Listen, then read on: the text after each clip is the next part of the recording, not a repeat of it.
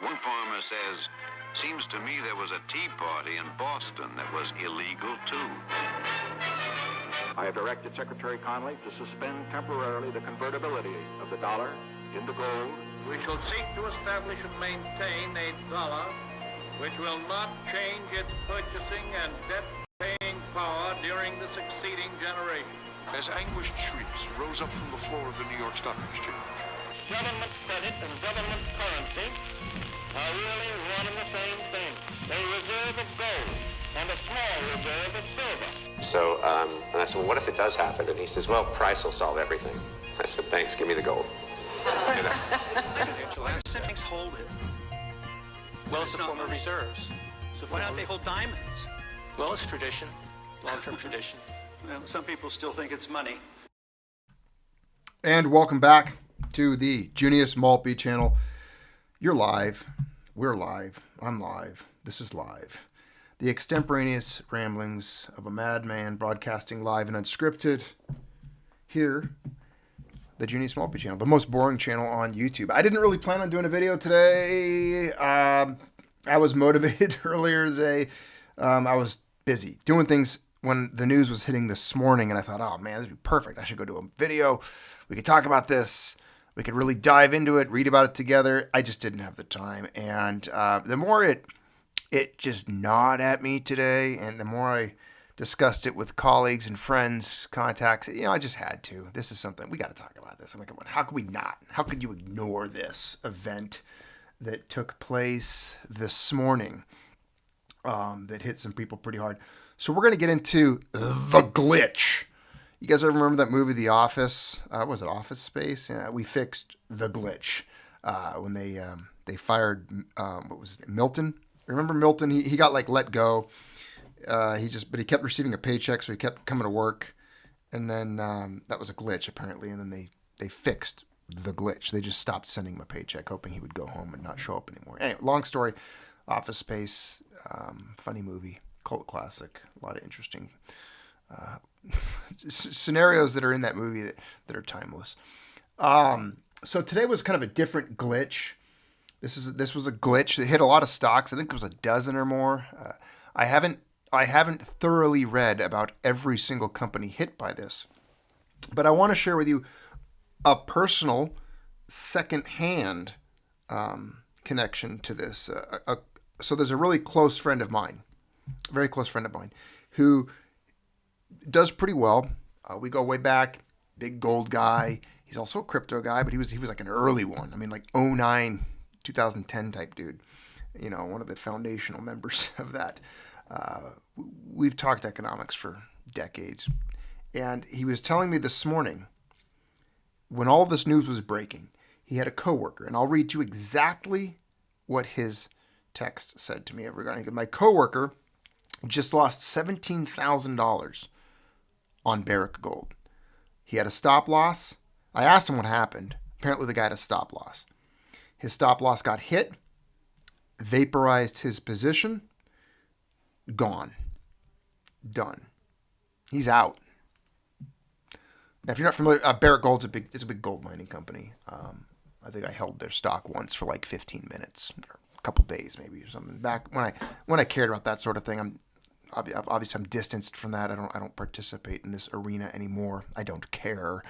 I think it was trading at around, you can see there's down $16.84 when this hit this morning. When the glitch hit, it was like 17 something dollars. It fell like 99%, right? I'll show you charts in a minute. We'll go look at this. This is fun. We can laugh. You can make fun of this. It's funny how these things happen, right? And it's a mystery, right? Ooh, it's like magic. Nobody knows what happened. Nobody knows how. But there's parties at play here, right? There's sellers and buyers. There's people that still own stock. There's people that don't. There's people like that gentleman my friend shared with me who got vaporized. There's real losses, and there's people who got real gains. It doesn't sound like they're reversing these things, especially his position. I kept in contact with him throughout the day, and he's not, at this point, he hasn't been made whole. There's no word that he will be. They just fixed the glitch. Sorry for you, sucker. You had a stop loss. Great, 17,000's gone. You got vaporized. Tough. Yes, Berkshire Hathaway. I'm going to show you that as well. So 52-week low on Barrick Gold. This is the chart for today. Let me get it up on the screen so you can actually see it. You're going to want to look at this. Imagine being in these positions.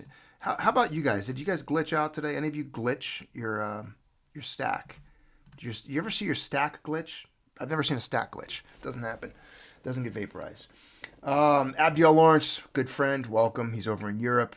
Thank you for the super chat. He goes, my premiums, Junius. Raid, and raid some more. For the past month, APMEX can't keep 10-ounce Pamp Swiss silver bars in stock. Yeah, silver short supply everywhere physical. I've kept my eye on a few sites, few places, and the 10-ounce bars are becoming very difficult to come by. A lot of places that I've looked at, when it came to the in-stock amount, was lower than I'm familiar with, lower than I'm used to seeing. And in some sites, we're completely out of stock of good stuff.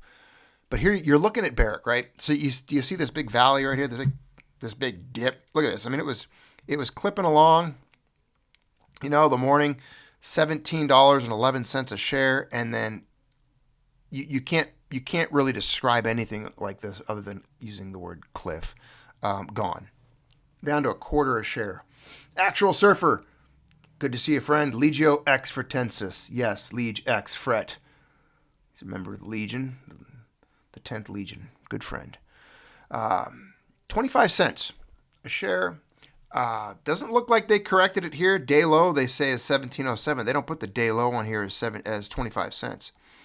However, I did catch them earlier in the day where it did mark that. It did show that this was the day low. And again, we know from information that we've gathered from others who are personally affected by this, that they have not been made whole. These transactions have not been reversed. They were wiped out. There's people that were wiped out. And I'm wondering why and how this occurred. Years ago, remember when there was the flash crash, the Dow fell, 10,000 points. I don't remember. It was a lot. Big crash. Some kid in England, right? And I'm not supposed to say that anymore. It's the United Kingdom. I get corrected on that all the time. I don't care. I don't live there. It's England. It's England, man. It's the British Empire, whatever you want to call it. Yeah, but the United Kingdom, the UK. Some kid was trading up in his upstairs bedroom, left his computer on, and he supposedly was responsible for the flash crash. Supposedly. We all know that you got to question these things that you read in the news. So yeah, so one of you mentioned Berkshire Hathaway. Warren Buffett's big fund. You got to be a bigwig to get in. You got to have you literally have to have currently $631,000 to buy a share of Berkshire Hathaway. They've done pretty well recently. I was looking at some of their charts. They were up like $100, $200 a share. No, more than that. What was it? They were up $3,000 today, $3,700 today, which is amazing after what took place, that they hit a 52-week high after that. No, as a matter of fact, what I was looking at here, year to date, yeah, they're up. It's like 100 actually. Yeah, so it's like $100,000 per share is what Berkshire has performed year to date. So hey, look, they've done pretty well in the fiat world, in the casino of Wall Street. But 52-week high. But again, this morning, cliff happened. Massive. You see this volume down here? You see these little towers? This is volume right here. Massive volume in that little window of time. I'm very curious what took place there. A lot of volume preceding this cliff, and then boom. They froze trading, which volume dropped to like zero. But you go back a little bit, volume 270, close $185. So I mean, there are transactions. I don't know how many people are out there that did. I would love to know if somebody was able to scoop up Berkshire Hathaway shares at $185 a pop. I'm not going to lie, guys. I would not have passed up that opportunity. I probably would have done it. $185? Sure. Yeah, I'll sell them tomorrow morning. I'll sell them tomorrow morning and then buy a monster box of gold for nothing. Boom. Hey, why not? You're lying if you say you wouldn't do it. I think there were transactions. There has to have been many. I mean, there has to be some people that had transactions at that range in the 100. I mean, because there's some volume taking place in that window. So again, I don't know. I haven't looked into it enough, and I think this is still fresh in the news enough. All I know is it was a glitch. It was a big glitch. You know, I'll tell you, if I had a heavy position in Berkshire Hathaway at $630,000 per share, and I woke up in the morning and I was looking at this, here it is, $185 a share, yeah, I'd probably be a little upset. You know, I might throw up, I might kick something. But then again, I might lock and load. You know, this is like, hey, put the chest rig on, load the bags, we're going outside. What are we doing? What are we doing? What are we doing? Oh, we're going to go break some shit. That's what we're doing. Today's the day. This is it. They took everything. It's on like Donkey Kong. So everyone sing a song. No, seriously, you'd be pissed, wouldn't you? Like if you lost, I don't know, $630,000 per share and you had like 20 of them. Like, let's imagine you lose like, $1.2 million that quick on a glitch. It would, I'm sure it would make some people upset. Curious if there's going to be investigations. Curious if there's going to be, how does a glitch like this happen? I mean, they make fun of like the crypto realm even. They make fun of people. Wall Street likes to pretend that they are the ultimate at security. The protectors of wealth. They're the only they can. You got to trust them. Don't go try to do this yourself. You need a broker. Come on, you need a mutual fund. They'll do the investing for you. They act like they know and they've got it all put together.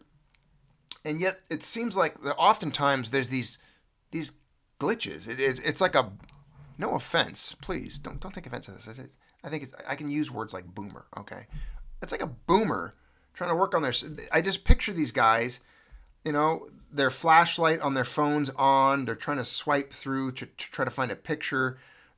Different apps are opening up, sounds are coming out of the device, or they're fumbling through a laptop trying to do something, and it's just the technology interface and what they're dealing with. It's just kind of gotten away from them. I don't know if Wall Street can be trusted with the security of the wealth of all the people, all the industries, all the different sectors, all the investment, everything that takes place.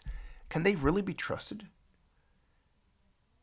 Yes, maybe it was the SEC. Sarah Brown says maybe it was the SEC. Maybe you're right. See, I think there is something more nefarious to this. I don't think it was just an accident. It's hard for me to look past something this big, of this magnitude, where this much wealth likely changed hands. And the timing. The timing is suspect.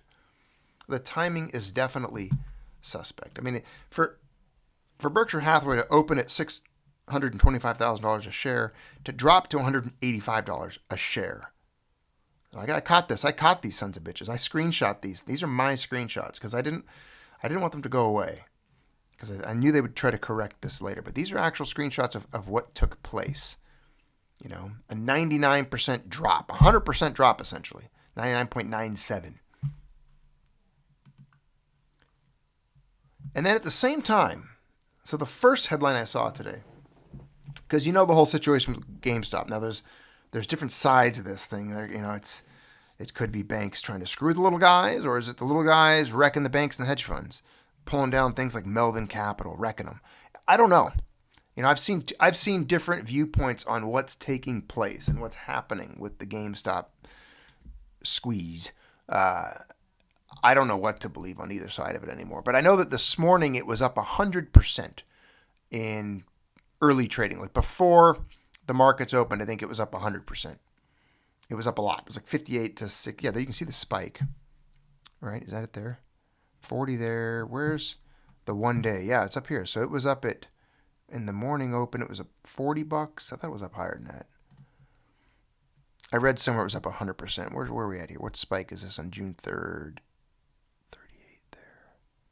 30 there. They froze trading. Point is they froze trading. They opened at 40. Day's high was 40.50. Day's low is 26.40. Previous close 23.14. And then it's currently trading at, it closed at 28. It's currently trading at $30.33, up 8%. So they're still trying to, this all happened when that Roaring Kitty guy, he sent a tweet out apparently. He tweeted a picture of something, and his position has like $116 million in GameStop stock. And again, this occurred. We know that there's a lot of, supposedly this is like a linchpin, according to some of the theories out there, that if this goes and the shorts are truly broken with their position and their exposure to GameStop, that there's going to be a serious problem. And a lot of dominoes are going to tip over. So again, the timing is weird, right? The timing of GameStop blowing up this morning, shortly after the markets open, we have these 100% drops on various stocks.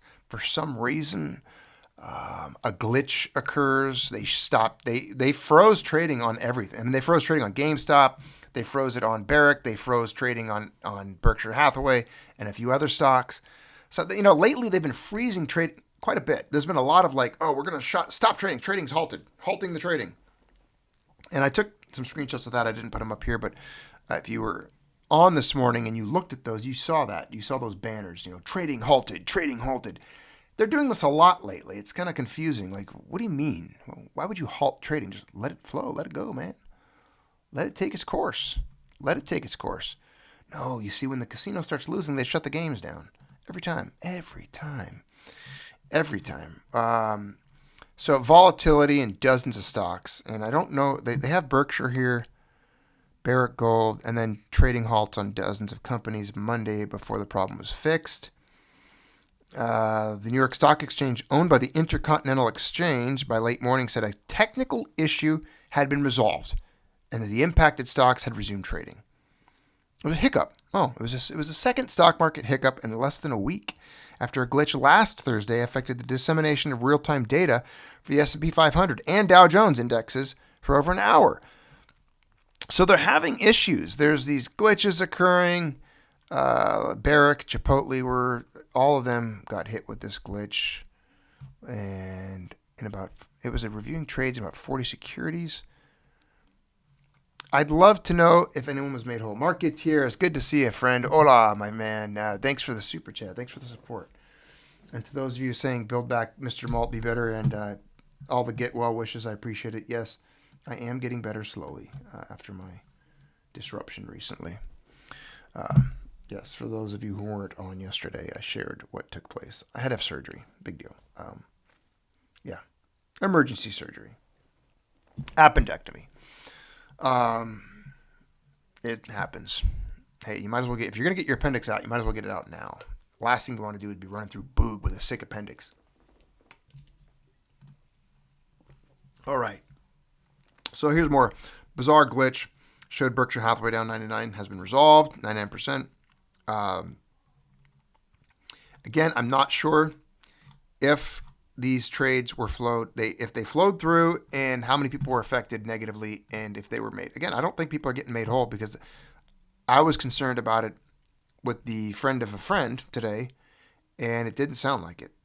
It didn't sound like there was even any attempt at resolving his losses and issues. So we'll see. But again, what precipitated that? Well, we're in a precarious situation. We talked about it yesterday. We know we're on the verge of major financial problems. There really isn't any good financial news. You'll hear fake stuff. Like you'll hear they try to fluff it up in the mainstream. They come up with their little happy feely words and inflation came in as expected. It was 0.2% for the month. That's good. Ooh, the Fed might cut rates. Yay. And you'll see little articles about real estate and they just carry on like it's normal, Meanwhile, we're putting plywood up on our house, on our windows, you and I. We're getting ready for a hurricane. It's going to get bad. It's going to get real ugly real quick. We see the dark horizon. We feel the wind. We're checking the weather. We know something's coming. And these people are acting like nothing's wrong. Nothing's going on. They're going golfing. They're heading out. They're going to have fun. They're living nothing. Like it's a party, man. Well, I'll tell you what. A lot of people are going to get caught unexpectedly when this does unfold. And it's looking like it's happening slowly.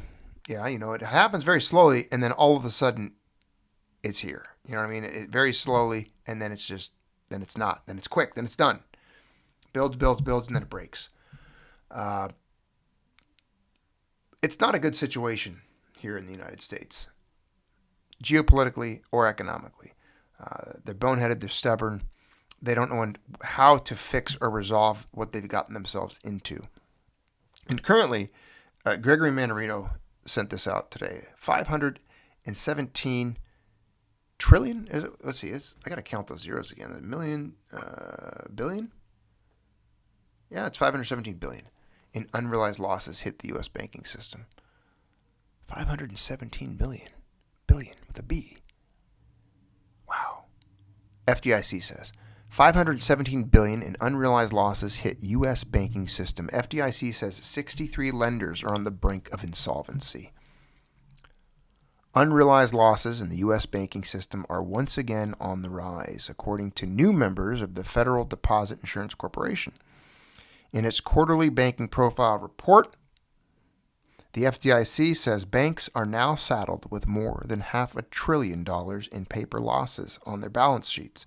The FDIC also says that the number of lenders on its problem bank list rose last quarter. According to the agency, these banks are on the brink of insolvency due to financial, operational, or managerial weakness, or a combination of such issues. Ladies and gentlemen of the Junius Malpe channel, this is just one little bit of information. There's more. The more you pour through all of this, the more you dig, the more data points we look at. You can't find positive information as it relates to the economy and where this is going. Does that make sense? Am I making sense? I do. I know to you, a Junius Malpe viewer, a subscriber of the channel, anyone who's been here for the last decade, anyone who's watched and been part of these conversations, if you've been through the archives and such, we've been talking about this for over a decade. You know what's going on. You see it. And every day that ticks by, it's just another day closer to it. We're facing an empire in a state of collapse, which all of this should make sense. Once you accept that and realize that, it all makes sense. They're looting the treasury. You see gold flowing now. That was another thing I was going to share with you. Gold is leaving London vaults, United States vaults. People are repatriating gold in a way that hasn't been seen in decades. That was some information that came from a contact overseas this morning as we discussed these things. The amount of gold being repatriated and what's taking place there. Geopolitical tensions, Japanese yen, the treasury markets, things like this, lenders on the brink of insolvency, market glitches, a currency that's literally dying. I would love to. I wish someone could try to sell me on the fact that the dollar is not dying. Is there anybody out there that can do that? Is there anyone who makes like an intelligible argument? Is there? Do you guys know? Is there any information? Is something I can read that sells it in a positive way? Because where was it? Let me find it for you. Yeah, exactly. And I've shared this before. This isn't new. This is not new, this joke, this running joke. But remember the comparison of the US dollar to a shitcoin? And that running joke, you saw a meme probably over the last few years. I'll just read it to you again. The dollar looks like a shitcoin from crypto's perspective. Now think of it this way. This is about the US dollar now. 27 trillion in circulation. Unlimited supply cap. Only one node. 1% of the holders own 30% of them. 25% supply minted in the last 6 months. 38 million notes printed every single day. Loses at a minimum 3% of its value every year. I would say 3 to 17% or more. Every year, guaranteed. It never goes up in value, ever. It never has more purchasing power, ever. You're guaranteed to lose 3% minimum every single year you hold them. And it's been in a bear market since its inception. Why in the hell would you hold them? Why would you own them? Once you realize that there is no incentive, you realize you're in a race now. Oh, a race for what? A race for what, Junius? What's the race? It's a race to get out of dollars. That's the race we're currently in and everyone else is in. A race into other things, other values, other languages of value. Things like gold and silver. Cosmo, my friend, thanks for the super chat. He goes, my stonks flash crashed. My hoard is just fine. Good. Good. Your hoard should always be fine, especially if you have a big iron on your hip to protect it. So there's a race right now. There's going to be more glitches. There's going to be more FDIC bank closures, more failures, more market drops. I mean, the Dow was down, 300? Last I checked, it was down like 300 points today. They were getting beat up a little bit. We obviously know that you can't trust any of the information coming out of the news media. Doesn't matter who it is, you cannot trust it. They're not going to tell you where to go or what to do. Seriously? You really think these people are going to give you a hot tip? Some guy like Kramer? You really think he's going to give you a hot tip? You're going to do well with all the other Jimmy Bag of Donuts out there trying to buy them? Buy the same stock that you're buying? You really think that's going to happen? Dave Ramsey. The guy's allergic to gold. Look at him. Just look at him. Listen to him. I can't wait for the reality to set in on him. I can't wait for the markets to just consume and devour his every last penny. Because he has expressed for decades his disdain for precious metals, which just shows you immediately how stupid he really is. And I've broke that down in multiple videos already before here. He doesn't get it. He doesn't know the connection. He doesn't know how it works. He has no understanding of the role gold has played in human history and how all economic transactions eventually do indeed settle in gold. He doesn't get it. He's not going to know that. He likes dollars. He'll buy defense stocks. He probably buys Raytheon. He makes money when the United States blows children up, and he probably loves it because I can guarantee you that fat goateed buffoon boomer supports Israel. You know he does. You know it. You know it. He probably has a picture of Netanyahu next to his bed, kisses it at night before he goes to sleep. You know it. I guarantee it. I guarantee it. You got to escape the system, and whatever you do to get out of the system is good. Distance from dollars, a race away from the dollar, a race out of them and into other languages of value. I think that gold and silver are, of course, I mean that's been the basis of this channel from the inception, from the very beginning, from its genesis. I'm not gonna harp on people that take positions in some of the blockchain world. I know there's people that have done very well with that and are using it to escape into other areas, and they have positions in precious metals and that, and they have a very anti-state mentality. So good for them. Good for them. Just in case you guys are wondering on the blockchain thing, there was some news today. Apparently, Princeton.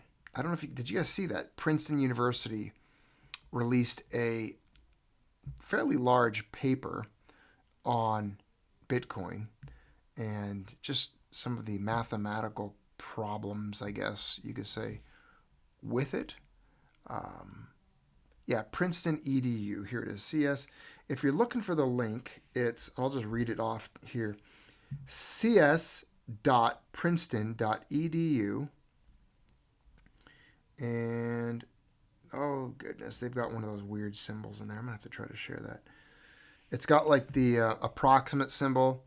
Arvin, I'll just give you the title. Look up the title. It's called On the Instability of Bitcoin Without the Block Reward.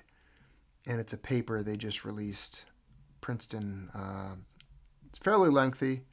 The last few pages are a lot of equations with lots of math, things that I'm not going to dive into, but it's interesting. It's interesting that I think there's some things that are going to take place even in the crypto world that are going to consume a large amount of wealth and pull a lot of wealth away from retail, away from the people. I don't know where it's going to go. I can't tell you that. I don't know. I think, again, there's a race to preserve wealth. There is a race currently to prepare for a major financial system disruption globally, economic crisis globally, and there's also preparations taking place, I don't have to use the word again, globally, for war. People know we're on the brink of something. A major conflict, a major global war is going to break out. We're already in the incipient stage of that, the very beginnings of it. Obviously, there's tremendous violence taking place, but we haven't been thrust into the full-scale war scenario yet. And people in Europe are making those preparations. Food, things like that. Make the necessary preps that you need to do, because things are, again, I shared this yesterday, it's not all about preserving wealth and buying metals. It's great to have gold and silver, to transfer your wealth and the store of your labor into the future, to unleash at a later date, to be able to use it, to buy food, to pay for your house, lodging, your domicile, whatever it might be, weapons, ammunition, livestock, seed, whatever it is you're trying to do. I don't know. But having the metals in the future, they'll have value. We know that. Historically, the precedent's been set. We accept that. 10,000 years? Yeah, I'm pretty sure it's going to have value next week.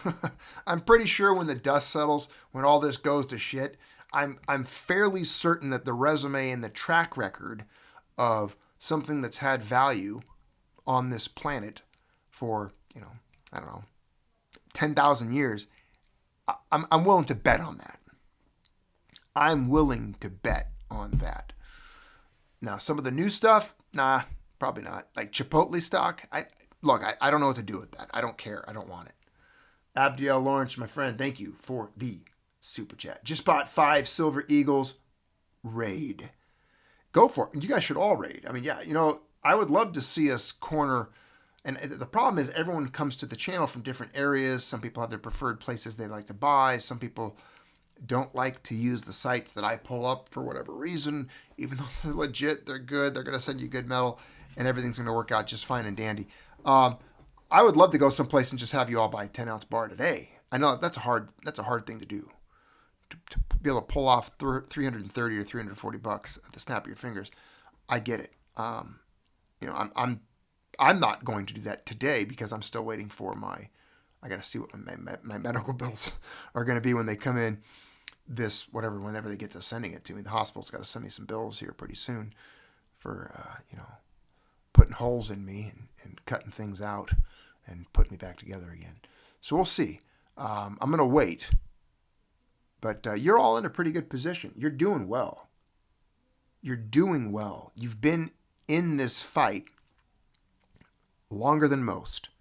You've been accumulating metals. I know that most of you haven't sold. And who sells metals? And that was something I thought of today too. Think of how thick you'd have to be. Think of how dense you'd have to be. When you're looking at the news, when you're seeing these signs, when you're tuned in to this information pipeline, imagine how dense you'd have to be to sell metal right now. Are there any people out there, physical holders? I'm talking physical. I don't give a shit about paper. I don't care. If you're a paper holder and you're trading the SLV and the paper metals, get out of here. Whatever, dude. Go do that. Go play video games or something. The people that are, what I'm trying to say is physical metal, people that are holding physical, that actually have ownership and possession of. Because if you don't hold it, you don't own it. That's a fact. That's the way it is. That's the way it is. If you don't hold it, you don't own it. Those people are not selling. That metal's pulled off the market and it's done. It's locked up. Like, my metal's not coming out of hibernation. It's not coming out of storage or the hoard. They're going to try to shake and rattle you out eventually. And we talked about that yesterday. Again, we're in the hoarding phase of empire collapse. You're stuffing your denarius in clay pots and burying them in a field. You're putting your silver in an urn and hiding it in a wall of stone. We are preparing for a monumental shift in the way things are done. I don't know when we're going to unlock our metals. I don't know what it looks like. I don't know why or what reason. I have no motivation to do so yet. Currently, it's a race. It's Gresham's Law. We're hoarding the good money out of circulation and spending the bad. Our metals are out of reach, off the market, out of touch, and they're not getting them. Okay? The supply of physical metals should drop every single day, because every single physical metal stacker that's pulling metals off the market are not releasing them into it again. It's a one-way street. We're just consuming them, devouring them. Obviously, it's not a lot. It's nothing at the level that they do. When I say they, I mean the bankers, the enemy combatants, the ideological opposition, the tyrants, the oppressors, the usurpers. They are part of this fight too. They're on the other side of the chessboard. And they know, they're not dumb. Come on now. They're consuming metals the same way. But you're not going to... The point of this is we're in the hoarding phase now. Getting more of it, making other preparations, Again, part of this empire collapse, like we talked about last night, there's going to be a migration phase. And we're seeing that. We're seeing migration. Not a lot of people talk about it, but you've witnessed migration. Pay attention to that. There's migration in the United States and in Canada. All over the world, you're seeing migratory patterns of people. People are moving here or there in preparation for what's coming. And not all of it's good. Some of these migrations are bad. Some of them are invasions. Immigration that's pouring through the southern border of the United States is nothing short of an invasion. And it's being encouraged, planned, and executed by certain shadow powers that want nothing less than to destroy what's remaining of what might remain of the United States. Micah Robinson, super chat, my friend. Thank you very much. He goes, I support the stealth arms platypus as the answer to metal you want to own. I support the stealth arms platypus as the answer to metal you want to own. I'm not familiar. I mean, you'll have to send me a link on that. I'll have to check it out. Or I'll look it up later. Stealth arms platypus. Thanks, my friend. Thank you for the super chat. Yeah. Every war is a banker's war, says Bill Spencer. True. Absolutely. Every war is a banker's. They make the money off every single one. Physics Hypernova says war is a racket, and it always has been. It is. Absolutely a racket. And they need the money. They love the money. And that's why it makes sense that one is coming. Because it would serve the elites and the usurpers well, the tyrant class well, to have another war. They'll benefit from it. You won't. Oh no. Your standard of living will deteriorate even further if it can. That's the thing. The standard of living for the peasant class globally is just being eroded constantly. We know that it's not going up. It's like the dollar. It's constantly being debased and devalued. Your standard of living, right? Take an assessment. Take a moment. Assess your situation. Look back at 2 years, 5 years, a decade. Has it improved dramatically? Things costing more? Is it getting tighter? Are you having to work more? Your spouse? What's the quality of things you're able to acquire? I mean, look at how much you're able to put away for savings. Things like that. Take a moment to assess your financial status. How it's all working out. Yeah, they're constantly eroding the working class, destroying and taking from them, squeezing blood from a turnip. because of greed. They're extremely greedy, diabolical, evil people that are doing these things. We've talked about it. You know who they are. You know who they are. Just be happy that you didn't glitch out today, my friends. You didn't glitch out. You've got your medals. You're glitch proof. Your medals are glitch proof. That's the best part about it. You can go see your stack. You can go pick up your 10-ounce bar, your 100-ounce bar, your tubes of silver, gold, real wealth. And it's still there, untouched, unscathed. And these elite SOBs might not even know you have it. For many of you, they probably don't. I tend to believe it would be very difficult for them to be able to know exactly who has what, how much, and even to be able to execute the logistics of retrieving it. It's almost laughable. I mean, could you imagine them trying to confiscate the people's metal? I would actually welcome that scenario. I think it would stir things up a bit, and I think life would just be a little bit less boring. If I knew that at some point in the next months or years that, well, some little goons were going to go around in vans or vehicles of some type, make, or model, and these goons were going to come knocking on everyone's doors and looking for medals. Or maybe, perhaps, they set up a central location where people could voluntarily go turn them in and hand them over. Heck, that's even more beautiful. They just created an X, a great X, and guess what? When you're on the X, you're on the ambush spot, my friend. I don't know. I just think it would be hilarious to see them just attempt it, just to even try. A lot of people get all worked up. They get so spun up about the gold confiscation stuff. Yeah, I know they did it once. It was one of the lowest complied with laws ever in U.S. history. That's why there's so much gold that still exists. There's so much U.S. gold that's pre-1933. It's because they didn't turn it in. That stuff was supposed to be turned. It wasn't. And a lot of debate about that whole situation. But the point is, try it. Just try it today and see how it works out for you. I'd love to see it. I'd love to see it. Because people, we've learned too much. People are waking up. People have more information now than ever before, more access to more information. We're communicating. We're not as isolated.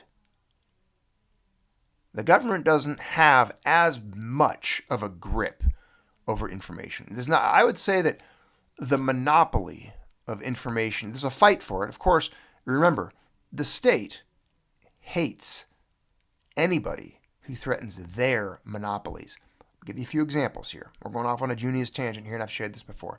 The state always wants a monopoly of violence. Hence, they don't like the Second Amendment. They don't want the populace or the people to have arms or weapons because they can't face the reality that they have any. Because when that was the whole premise, the whole idea behind that when it was created was to balance that power, to create like a fourth branch of government, the checks and balance systems, like the people, the armed people. And you can read the Federalist Papers and all the founders. This is exactly the sentiment behind it, summarized.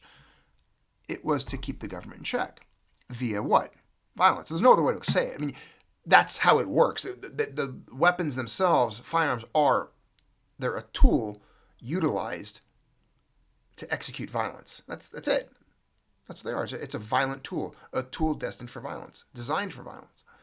And that's what the Second Amendment was. It's an amendment. It's a violent amendment. It was an amendment written to protect the ability of the people to execute violence against the state should they need to. That's what it means. 100%, that's exactly what it means. And the modern state despises that. They also hated a monopoly over the issuance of currency, control of money. That is why when they tried to get a stranglehold on it in 1933, when they banned gold, Before that, what do you guys know? The Coinage Act. We've talked about the Coinage Act here. You can go read it in the archives. Watch the videos. We've discussed the Coinage Act of 1792. And then when the founders first wrote the Constitution, even what they wrote there on how only gold and silver were money. And they were the only things that could be issued as money. That was changed, of course. And because the founders knew it offered, sound money was the way to do things. They had seen ruination by fiat. They'd experienced it.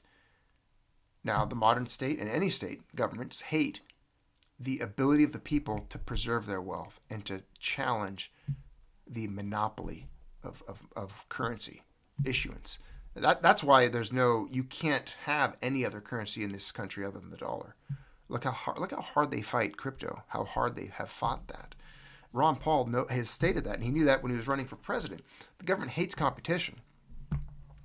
And one of those competitions they despise is any competing currency. If you could open it up to where people could use whatever they wanted, and there was competition for the best currency to circulate and people to use, and everything was on an equal playing field with the penalties, fees, taxes, all that stuff, the dollar would not be utilized. It would fall out of favor almost immediately. And that's the proof right there. The government hates that. It's competition. That's why they hate gold. It threatens their monopoly. They can't inflate your wealth. So inflation robs you privately, right? It robs you and steals from you silently out of your pocketbook without you even knowing it. The government can just slip its hand in your bank account and pull money out. That's by inflating the currency, debasing and devaluing it. That's what they're doing. When you buy gold or silver, you're securing your wealth. You've inflation-proofed a major chunk of your labor and threatened the state's monopoly over their ability to rob you through inflation. I guess that's the way I would put it. So they hate they want a monopoly over violence, a monopoly over money, and then communication and news. That's why they're fighting. They did everything they could to fight misinformation. Remember that? The censorship. That's why they tried to go after Twitter. They still do. That's why they've gone after YouTube. And they have their minions in all of these companies. And you know who they are. You know who they work for. You know who they represent. You know who they are. You know what's going on, my friends. I don't have to tell you. You know who these people are that do these things. You know. So the information, they want control of it. You're not allowed to have a free conversation with me about anything. I can't just, the funny thing is, I can't say certain things into this microphone. I can't have a full and honest dialogue with you on various topics because they'll shut the video down. I'll be banned. I'll get a knock. They'll shut things down. Deplatform me. Look how many people they've deplatformed. Right? What's his name? Fuentes. That guy's he's like the most banned guy on the internet. I just watched a thing with him the other day. Nick Fuentes and the Hodge twins. Pretty good. You should check it out. All of you should. Go check it out. Go check it out. The Hodge twins brothers and Nick Fuentes interview. Go watch it. Check it out. Do the research. The thing is, they don't like the information being out there. And I think for the first time, obviously there's a fight against the propaganda machine. And I would argue that we're kind of winning. We're doing good. We, the people, are doing fairly well on the truth side and the information battle when it comes to this information. We are being squelched, silenced. I know this channel is heavily shadow banned. Unless you share it, repost it, and spread links of these videos, they don't get out there. I mean, I get very few views. It's nothing like it used to be. And many of you are familiar with how shadow banning works. I've shared with you recently having to go through YouTube's re-education camp because I said wrong think on a video regarding certain things that were related to certain doctor F-A-U-C-I, who was being interviewed today. I can't talk about certain topics for fear of being eliminated. And that's unfortunate, but what do you do? What do you do? What do you do? Just keep fighting. keep fighting the fight. That's what we're doing here. That's what you and I are doing. And I don't do this enough, and I should. I'm going to open it up to channel members that want to touch on various topics because we have time. And I take a sip out of my drink here and let you guys bring up some things if you wouldn't mind. I don't mind. I am here to discuss if you guys wanted to. If you guys had some issues or anything off topic or related to, what did I do today? I'm still in recovery, still rehabilitating from my surgery. I did very light little work in the garden. I planted a couple of things, just very light. Like you're talking about like a little hand spade shovel, plopping some tiny roots in the dirt. I put some fertilizer spikes in. I cleaned 2 firearms. Just made sure they had a good coat of oil on them. My carry piece, the one I'm carrying currently, I haven't. She dripping some oil. This one, yeah, you can listen to her. Here's some nice little gun sounds. Guess the gun. No one will guess that. Anyway, so leaning on it hurts my back. Cleaned that. What else? Helped Mrs. Maltby with some things. That's about it. So any questions, any topics, any things you want to touch on? Let's see. We've done this in the past. Let's see who's saying something. Did memberships get turned off? Bam. Memberships are not turned off. So yeah, and let's touch on memberships real quick. A lot of people think I was doing the membership thing, hiding videos and making some videos members only. As like a revenue gathering scheme. Number one, that's not true at all. It doesn't make anything. Honestly, memberships, it's the lowest. We did the lowest setting you can possibly do per YouTube. Every channel out there, I guarantee you, this is the lowest to become a member of channel that there is. I did the bare minimum, whatever it was, like 99. I think the lowest they'd let you do was like 99 cents. The reason I did that paywall for certain videos is its protection, strictly security, because the NPCs, the little bots and the SOBs, and then people that like to complain or snoop around and report channels and stuff like that, because that does happen quite a bit, believe it or not, they're not going to pay a membership to my channel, period. There's just no way they're going to register their information, sign up, and pay to be a Junius Maltby subscriber or member. And so it's a way to protect the information, to keep them out of here. And I actually like segregating the population a little bit here and having people that are that dedicated to the channel to be members, to take that step, and I like giving them content that no one else has access to. I like putting videos aside just for them, especially the archives and some of the hardcore stuff where I kind of go off on a little bit harder than normal, the stuff that tends to get me in trouble. So I think having the membership is a good way to screen that, if you will, and I trust the members here, and I'm glad that they have benefits to being members, so they're getting something for it. So if you're curious, if you're one of the people that hasn't got a membership, that's why, and you'll have access to videos that nobody else does, and that's the way it's going to be. That's the way I've set it up, and I like the way it works. Let's see. The pistol that I was just holding and talking about is a nice little J-frame Smith. It's a little J-frame, 38 plus P is what's in there currently. This is from their custom shop. It's got like the little wood grip. I mean, just a very nicely worked trigger. I just oiled it up. I don't like the way this thing wears. I got to be honest. The aluminum, the finish wears off it. I mean, they look like, as much as I carry this gun, it looks like hell.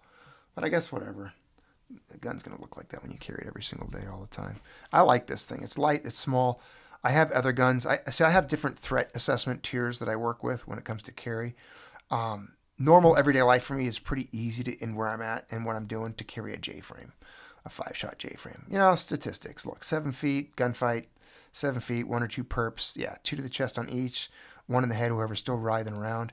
I can handle a 7-foot gunfight with a J-frame Smith pretty well, and that's your average. That's your average gunfight. Those are FBI stats, so I'm not worried about that. Then I move up from there. I got my GATs, my other magazine-fed stuff. That's for later. That's for when things get really bad. That's when the news is a little uglier. And then, there's obviously, when it's really bad, you're wearing a chest rig, and your pistol's your secondary. You got primary arms. You got a rifle or a carbine. So I'm still in J-frame mode. It's still J-frame out there. When you start looking at Glock 19 days, it's a little tougher. Some people live in areas where, I get it. Yeah, definitely. When I travel some places, that's what I'm armed with. If you're carrying a carbine or an underfolder AK slung to the market, things are different. Things are different. I think these are 629. Is that what these are called? 630. It's the hammer one. I don't know what model number this is. I forget. I do forget. It's got the hammer. I like the exposed hammer. I do. Anyways, what else? Who else was up? Who else was talking?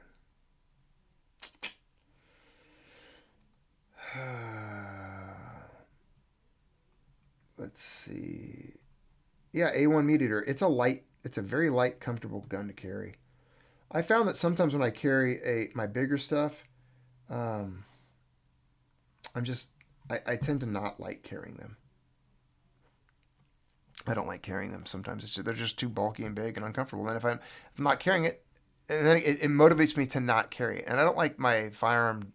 I'm not in a point yet in life where I'm going to let a firearm dictate my belt, my attire, my posture, how I sit in a car, all that stuff. It's just my entire outfit, because obviously if you're carrying a larger firearm, you don't want to print, you want to cover it up. Typically, I open carry sometimes. Usually, if I'm going to do an outdoor adventure, I've got a big wheel gun on my hip, and I don't care who sees it. It's like, yeah, man, I got a gun on. I'll go to the store, get this, go to the gas station, walk around with it.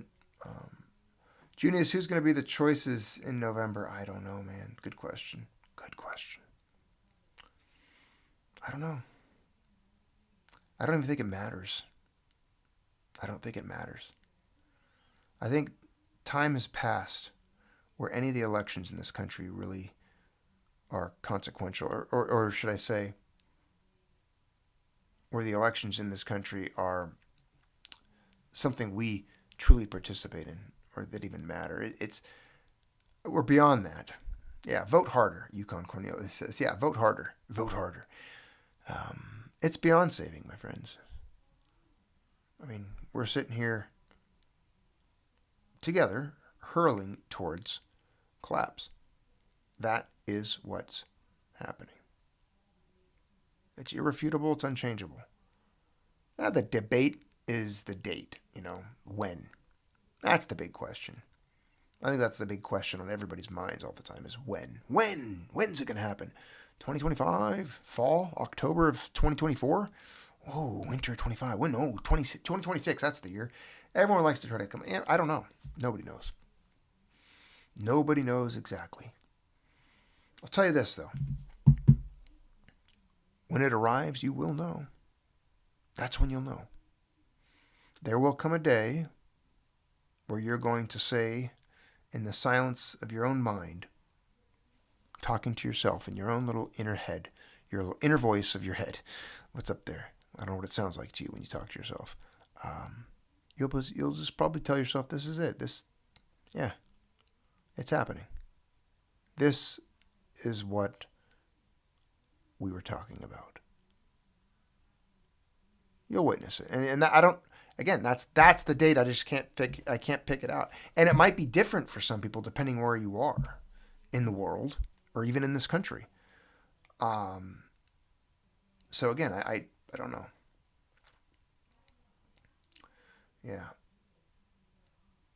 Let's see. Actual Surfer says, I vote for the side that will leave the Second Amendment alone the longest. Not a bad point. Not a bad point there. Yeah. Yeah. We're in for it, though. We're definitely in for some things. Silver Ripples finally creating some good challenging questions. Junius Malpi, do you think the Iranian helicopter crash was an accident or a mission? Silver Ripples, I am going to say that in no way was that an accident, that it was absolutely planned and executed, and that the Iranian president was taken out by forces that didn't want him to be any longer from the outside. Think of who are the active players in the region. That's who did it. Absolutely. The same people that took him out would just as easily snuff you out like a candle, and they wouldn't even question it. Either Mossad, CIA, or cooperation of both. U.S. I mean, come on. It doesn't. If it was Israel, they did it with U.S. weapons or U.S. intelligence and U.S. help. It's either or. They're synonymous. I mean, come on. U.S. and Israel are synonymous. It's the same thing. They control us. They pay and buy all of our politicians. Every single politician kisses the wall, goes there and prays. They write little messages on bombs to finish them. It's just the way it is. It's the same. It doesn't matter. They're the same. One and the same. One and the same. Yeah, there is no difference anymore. Is no difference anymore. Great question, though. Good topic. Quick answer. I mean, there's really no other way to put it. No, it was not an accident. Probably a very competent pilot. Probably a well-maintained vehicle and or aircraft, I should say. And yeah, I don't think it crashed. Sorry. Bam, welcome to NCAT's Pillar Dollars. Good to have you, channel member. Bam is back. Bam is back. I like it. I like it. Welcome. Hey, and Bam, while you're here, now that you're a member again, go check out, when you're logged in, check out the videos you have access to. Go look them up. You can go all the way back in time to the day one. Day one. So go look them up.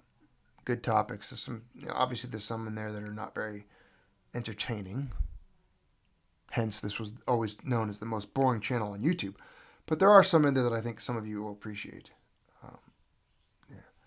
Any more good questions? Any more good topics? Any more things to touch on today before we tune out? Spa Walker said Potato Man at the end. He wants the Potato Man story. How many times have I told you the Potato Man story, Mr. Walker? How many times? I believe it had helped to crash, sabotage the altimeter before flying off into heavy fog. I don't know. That's a good possibility. How do you know there was heavy fog? Exactly. Do we know for sure? What if he was above that? Was he IFR or VFR? I mean, what kind of flight plan did they follow? Well, I'd like to see all this. I'd like to know this information. It just doesn't jive, man.